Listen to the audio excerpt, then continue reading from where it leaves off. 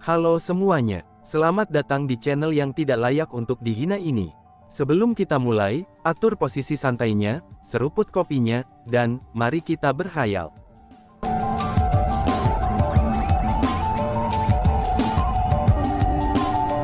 Melanjutkan cerita sebelumnya. Ngomong-ngomong saudara Chu, kapan bocah Chu Xuanyuan itu akan dibebaskan? Tanya sang Taois iblis naga putih. Begitu dia mengajukan pertanyaan itu, ekspresi kepala klan surgawi Chu segera berubah. Alasan untuk itu adalah, karena kata-kata Taois iblis naga putih memiliki implikasi tersembunyi di dalamnya. Dia tahu bahwa Chu Heavenly Clan tidak bisa menahan Chu Xuanyuan. Jika bukan karena Chu Xuanyuan secara sukarela membiarkan dirinya di penjara, maka klan surgawi Chu tidak akan bisa memenjarakannya. Dengan demikian, dia merasa bahwa itu terserah Chu Xuanyuan kapan dia akan dibebaskan. Dia merasa bahwa Chu Heavenly Clan tidak akan memiliki banyak kendali atas masalah ini. Jika Chu Xuanyuan dibebaskan, perubahan besar akan terjadi pada klan surgawi Chu. Setelah White Dragon Demon Taois selesai mengatakan kata-kata itu bukan hanya kepala klan Chu Heavenly Clan yang ekspresinya berubah. Chu Hanpeng dan yang lainnya juga mengungkapkan sedikit perubahan pada ekspresi mereka. Ini benar-benar pertanyaan sulit bagi mereka untuk dijawab. White Dragon Demon Taois tampaknya telah menyadari bahwa pertanyaannya agak tidak pantas, dan memutuskan untuk berhenti menekan masalah ini. Sebelum kepala klan Chu Heavenly Clan bisa menjawab pertanyaannya, ia mengalihkan pandangannya ke percobaan batu di bawah ini. Dengan mata tertuju pada Chu Feng, dia pun berkata, "Anak muda itu adalah putra Chu Xuanyuan, Chu Feng kan?" tanya si Taois. Itu benar, dia adalah Chu Feng. Kepala klan Chu Heavenly Clan menjawab. Chu Feng telah benar-benar membuat kemajuan pesat. Dalam sekejap mata, dia benar-benar menjadi peringkat 5 martial immortal. Saintly Stellar Monk menatap Chu Feng dan mengungkapkan kekaguman di matanya. Sebagai peringkat 5 martial immortal, dia memang mampu dianggap sebagai eksistensi teratas di antara generasi muda. Hanya saja, itu benar-benar disayangkan. Dibandingkan dengan pujian Saintly Stellar Monk, White Dragon Demon Taois berbicara dengan implikasi tersembunyi di belakang kata-katanya setelah mencermati Chu Feng. "Brother White Dragon, kenapa harus disayangkan?" tanya Saintly Stellar Monk. Jika dia menjadi orang biasa dari generasi muda, kultivasinya tidak diragukan lagi akan menempatkannya di antara jenius. Namun sayangnya, sangat disayangkan dia adalah putra Chu Xuanyuan. Sebagai putra Chu Xuanyuan, dia hanya memiliki kultivasi ini pada usianya, ini benar-benar tidak bisa dimaafkan. Dari cara aku melihatnya, lebih baik kalau Chu Xuanyuan melahirkan beberapa anak lagi. Kalau tidak, aku khawatir dia tidak akan memiliki penerus yang memenuhi syarat untuk meneruskan nama besarnya. Taois Iblis Naga Putih tertawa. Mendengar kata-kata itu, banyak orang dari Chu Heavenly Clan mengungkapkan pandangan tidak senang di mata mereka. Setelah semua, Chu Feng sudah menjadi orang yang paling luar biasa dari generasi muda Chu Heavenly Clan. Namun White Dragon Demon Taois ini, dia malah mengejeknya seperti itu. Itu sangat wajar bahwa Chu Clan Surgawi akan merasa tidak senang. Namun sementara mereka tidak senang dengan ucapannya, tapi tidak ada yang berani menunjukkannya, apalagi menyuarakannya. "Brother White Dragon, kamu tidak bisa mengatakannya seperti itu. Untuk hal-hal seperti bakat, beberapa orang akan mengungkapkannya lebih cepat, sedangkan yang lain akan mengungkapkannya nanti di kemudian hari. Jika dibandingkan dengan Chu Xuanyuan yang menakjubkan seluruh dunia dengan satu prestasi brilian, bahwa Chu Feng saat ini sedang terus bergerak maju. Aku merasa bahwa anak itu pasti akan menjadi individu yang sangat mampu di masa depan," kata Saintly Stellar Monk. "Pasti menjadi individu yang sangat mampu ya. Hehehe. Saudara Saintly Stellar, jika Chu Feng itu mampu mengaktifkan 4 formasi kultivasi garis darah hari ini, aku akan memberimu kocokan seperti yang kamu katakan," kata Taois Iblis Naga Putih. Ketika White Dragon Demon Taois berbicara, dia membalikkan pergelangan tangannya, dan mengungkapkan kocokan ekor kuda hijau giok. Melihat kocokan ekor kuda itu, ekspresi kerumunan semuanya berubah. Kocokan ekor kuda itu adalah harta yang berharga. Selain itu adalah harta yang dibawa oleh Taois Iblis Naga Putih bersamanya sepanjang waktu. Untuk White Dragon Demon Taois, kocokan ekor kuda memiliki implikasi khusus. Baiklah kalau begitu, melihat kocokan ekor kuda di tangan White Dragon Demon Taois, Saintly Stellar Monk mengangguk dengan gembira. Alasan untuk itu adalah, karena kocokan ekor kuda milik White Dragon Demon Daoist adalah harta yang dia kagumi untuk waktu yang lama. Namun, bagaimana jika Chu Feng gagal mengaktifkan 4 formasi kultivasi garis darah? Apa yang akan kamu lakukan? Tanya White Dragon Demon Daoist. Hahaha, itu kamu yang mengatakan bahwa kamu akan memberi aku kocokan ekor kudamu itu, jika Chu Feng mengaktifkan 4 formasi kultivasi garis darah. Aku tidak pernah mengatakan bahwa aku ingin meletakkan apapun untuk bertaruh denganmu. Dengan demikian, mengapa kamu malah mencari sesuatu dariku? Jawab Saintly Stellar Monk sambil tersenyum. Dalam hal ini, itu berarti bahwa kamu sama sekali tidak berpikir tinggi tentang Chu Feng. Kamu hanya memujinya dengan mulutmu, dan bukan hatimu. Brother Saintly Stellar, bukankah itu munafik? Kata White Dragon Demon Daoist. Saat dia berbicara, dia meletakkan ekor kuda gioknya. Aku sudah mengatakannya, bahwa bakat Chu Feng secara perlahan akan muncul dari waktu ke waktu. Penampilannya di Bloodline Altar tidak mewakili apa yang bisa dia capai di masa depan. Kamulah yang menyatakan bahwa Chu Feng tidak akan bisa mengaktifkan 4 formasi kultivasi garis darah, dan orang tua ini tidak pernah menyatakan apa-apa. Jika kamu takut salah, kamu dapat dengan baik mengambil kembali apa yang kamu katakan sebelumnya. Brother White Dragon, kamu dapat percaya, biksu tua ini tidak akan membuat hal-hal yang sulit bagimu, kata Saintly Stellar Monk dengan senyum berseri-seri di wajahnya.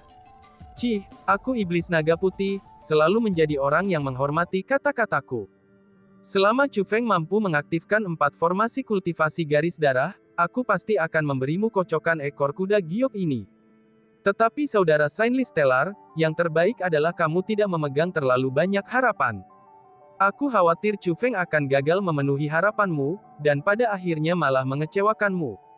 White Dragon Demon Daoist berbicara dengan senyum berseri-seri. Hahaha, biksu tua ini tidak takut dengan kebahagiaan palsu. Aku hanya takut kalau saudara naga putih akan merasa tertekan di kemudian hari. Biksu suci Stelly tertawa. Baiklah, kita tunggu dan lihat saja. Taois iblis naga putih tidak marah sedikit pun. Namun sebaliknya, dia bereaksi sangat acuh tak acuh terhadap masalah ini. Seandainya orang lain mengobrol satu sama lain dengan cara seperti itu, mereka pasti akan marah satu sama lain. Namun baik Saintly Stellar Monk maupun Taois iblis naga putih, keduanya benar-benar tidak marah. Alasan untuk itu adalah, karena mereka benar-benar teman dekat selama bertahun-tahun, dan karenanya akan sering bertengkar satu sama lain. Mereka akan menemukan hiburan dalam argumen mereka, dan keduanya sudah terbiasa dengan diri dan sifat masing-masing. Tepat pada saat itu, seseorang berseru, Chu Feng telah masuk. Mendengar orang itu, orang banyak memalingkan pandangan mereka ke arah Chu Feng. Mereka menemukan bahwa pintu masuk di bagian bawah altar Bloodline telah dibuka, dan Chu Feng telah memasuki Bloodline Altar. Bergemuruh. Pada saat berikutnya, kilat mulai menyala di atas Bloodline Altar. Seluruh Bloodline Altar ditutupi oleh banyak baut petir 9 warna. Petir itu luar biasa mengesankan, dan menyerupai naga petir yang tak terhitung jumlahnya saat membentuk formasi besar. Tidak hanya petir yang sangat terang, tetapi juga memancarkan gemuruh-gemuruh di sekitarnya. Seluruh wilayah diterangi dalam 9 warna berbeda sejauh mata memandang, dan itu benar-benar spektakuler. Pemandangan yang spektakuler. Ini pemandangan indah yang jarang terlihat di seluruh leluhur martial Starfield. Altar Bloodline itu benar-benar kuat, itu benar-benar mengesankan. Pada saat itu, jangankan biksu stellar suci, bahkan Taois iblis naga putih mulai berseru dengan kagum. Bahkan orang-orang seperti mereka berdua dibuat takjub oleh pemandangan itu. Dari sini orang bisa membayangkan, betapa menakjubkannya pemandangan altar Bloodline yang diselimuti oleh kilat 9 warna. Setelah Chu Feng memasuki Bloodline Altar, generasi yang lebih muda dari klan surgawi Chu juga menjadi sangat bersemangat. Satu demi satu, mereka menjadi bersemangat untuk segera memasuki Bloodline Altar. Namun tidak ada dari mereka yang berani bertindak tanpa izin. Namun sebaliknya, mereka semua mengalihkan pandangan ke kepala klan Chu Heavenly Clan. Mereka semua menunggu perintahnya. Kepada seluruh generasi muda klan kita, dengarkan. Ada banyak gerbang pembentukan formasi di dalam altar Bloodline. Terkandung di dalam setiap gerbangnya, itu adalah teknik pembentukan formasi. Karena bagian dalam Bloodline Altar dibatasi oleh formasi besar, seseorang hanya bisa memasuki gerbang-gerbang pembentukan formasi. Terlepas dari apakah itu teknik abadi, keterampilan bela diri, atau keterampilan rahasia, semua orang hanya akan dapat memahami satu teknik saja. Karena itulah, kamu semua harus memilih dengan hati-hati, karena kamu semua hanya akan memiliki satu peluang. Lebih jauh lagi, ada sejumlah kesulitan tertentu untuk membuka gerbang pembentukan formasi itu. Mungkin gerbang pembentukan formasi yang kamu pilih itu memerlukan kekuatan spiritual untuk membukanya, atau mungkin itu mengharuskan kamu untuk menemukan metode membuka segel. Dan mungkin juga bahwa kamu akan dapat membuka gerbang pembentukan formasi menggunakan kekuatan bela diri murni. Singkatnya, setiap gerbang pembentukan formasi mempunyai cara yang berbeda. Kamu semua harus menilai kemampuanmu dan bertindak sesuai dengan itu. Jika kamu merasa dapat membuka kunci gerbang pembentukan formasi yang kamu pilih, maka lanjutkan dan lakukan yang terbaik untuk membukanya. Jika kamu tidak bisa membukanya, maka cari gerbang pembentukan formasi lain sebelum terlambat. Jika tidak, begitu batas waktunya habis, kamu semua akan secara paksa dikirim oleh Bloodline Altar. Akhirnya ada hal paling penting yang harus aku katakan padamu. Jika banyak orang menyukai teknik yang sama di dalam gerbang pembentukan formasi, maka jangan sampai saling memperebutkannya. Orang yang berdiri di depan gerbang terlebih dahulu harus memiliki senioritas dalam berusaha membuka kunci gerbang. Jika ada yang mencoba secara paksa menjarah gerbang pembentukan formasi orang lain, mereka bisa pergi dan melapor ke aula penegakan hukum, dan si penjara itu pasti akan dihukum berat. Apakah kamu mengerti? Tanya kepala klan-klan Heavenly Clan keras. Lord Clan Chief, kami mengerti. Generasi muda Chu Heavenly Clan menjawab dengan suara berkali-kali lebih gemuruh daripada guntur. Baiklah kalau begitu, masuklah. Kepala klan Chu Heavenly Clan melambaikan tangannya. Pada saat berikutnya, siluet yang tak terhitung jumlahnya seperti 10.000 panah ditembakkan secara bersamaan, itu ditembakkan ke arah altar Bloodline. Generasi muda Chu Heavenly Clan dalam usia 100 tahun semuanya terbang menuju pintu masuk altar Bloodline dengan kecepatan tercepat mereka.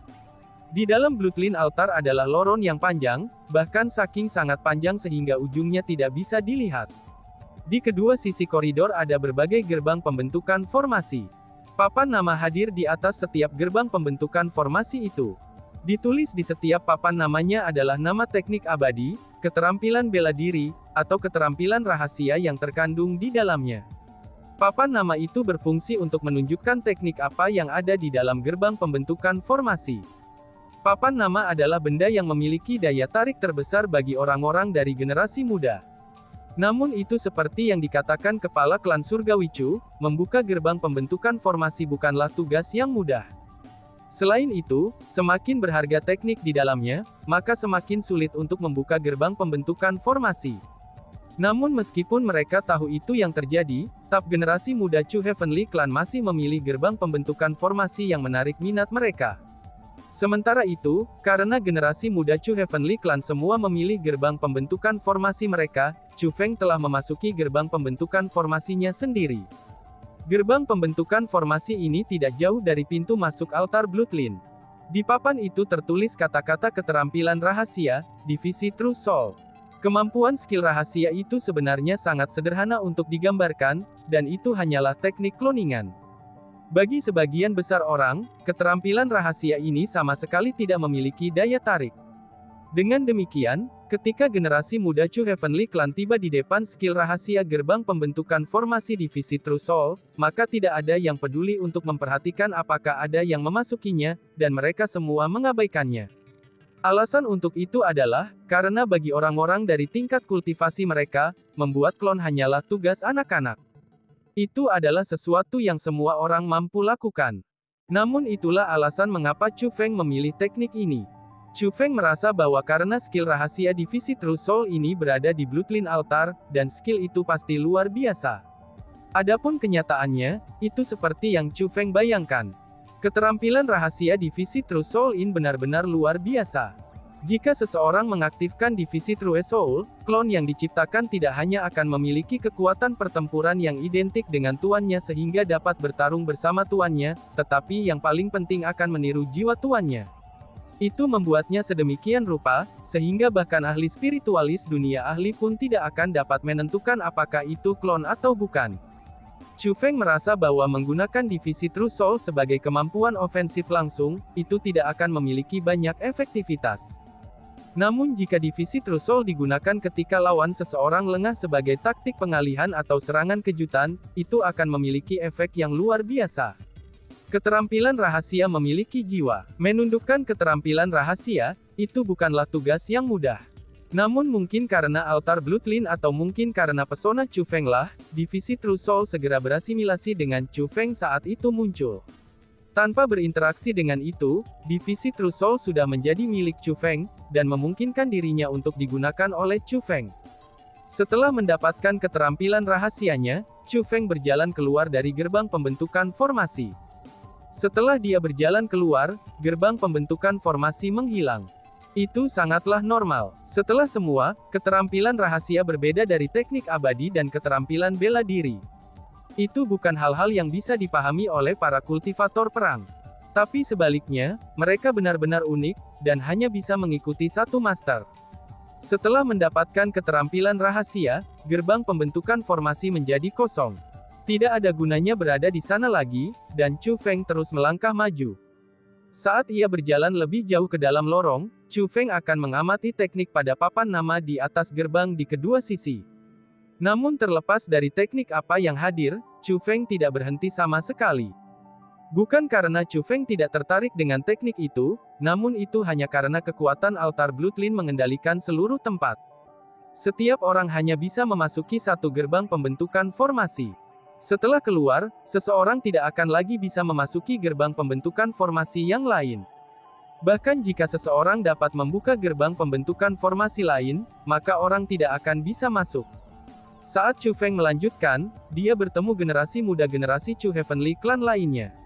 Semua yang melihatnya menyambutnya dengan antusias. Bahkan banyak di antara mereka yang berterima kasih pada Chu Feng, dan hal itu bisa dimengerti. Setelah semua, itu berkat Chu Feng yang telah membuka altar garis darah. Kalau bukan karena dia, mereka tidak akan memiliki kesempatan untuk memasuki altar Bloodline untuk memilih teknik. Orang harus tahu, bahwa di sana tidak ada teknik milik Chu Heavenly Clan. Itu semua teknik yang ditinggalkan oleh sosok misterius itu. Saat Chu Feng terus melanjutkan, ekspresinya tiba-tiba berubah. Bahkan jika orang lain menyapanya setelah bertemu dengannya, mereka hanya akan memberinya salam singkat sebelum segera kembali untuk fokus pada memikirkan cara untuk membuka gerbang pembentukan formasi mereka. Karena bagaimanapun, kesempatan itu jarang didapat, dan waktunya juga terbatas. Maka dari itu, tidak ada yang ingin pergi dengan tangan kosong. Namun pada saat itu, sekelompok orang sebenarnya berkumpul di depan Chu Feng. Kelompok orang itu memblokir seluruh koridor, dan mereka sepertinya menikmati semacam pertunjukan. Chu Feng menjadi ingin tahu, tentang apa yang bisa menyebabkan orang-orang membuang-buang waktu berharga mereka untuk menikmatinya. Diatasi oleh rasa ingin tahunya, mata Chu Feng segera berubah. Setelah melakukannya, kerumunan yang menghalangi jalan Chu Feng mulai menghilang dari pandangannya. Akhirnya, Chu Feng melihat apa yang menjadi fokus kelompok orang. Di depan mereka ada gerbang pembentukan formasi. Di papan nama gerbang pembentukan formasi itu adalah kata Immortal Tabu Void Splitting Axe. Melihat namanya, Chu Feng tahu bahwa itu adalah keterampilan bela diri tabu abadi yang sangat luar biasa. Berdiri di depan Immortal Tabu Void Splitting Gate Axe, itu adalah seorang pria. Namun bukan hanya pria itu yang tidak mencoba menguraikan metode untuk membuka gerbang pembentukan formasi, tetapi dia bahkan menghadapi gerbang pembentukan formasi dengan punggungnya. Ternyata ada seorang wanita terbaring di depan pria itu. Pria itu seharusnya bertarung dalam memperebutkan gerbang pembentukan formasi dengan seseorang. Adapun orang yang ia lawan, ini sudah jelas wanita itu. Saat ini, pria itulah yang menang. Meskipun ketua klan Chu Heavenly Clan telah secara eksplisit mengatakan, bahwa berebut gerbang pembentukan formasi tidak diizinkan, tapi hal semacam ini masih terjadi beberapa kali. Chu Feng telah melihat banyak orang yang memperebutkan gerbang pembentukan formasi saat ia berjalan maju melalui koridor. Namun itu adalah pertama kalinya dia melihat kerumunan orang banyak berkumpul. Mungkin itu karena wanita yang terbaring di tanahlah, yang berhasil mengumpulkan begitu banyak orang. Wanita itu sebenarnya seseorang yang dikenal Chu Feng. Dia adalah Chu Yue, orang yang telah mengkhianatinya. Dan tiba-tiba saja bersambung. Sekian dan terima kasih banyak. Bye-bye.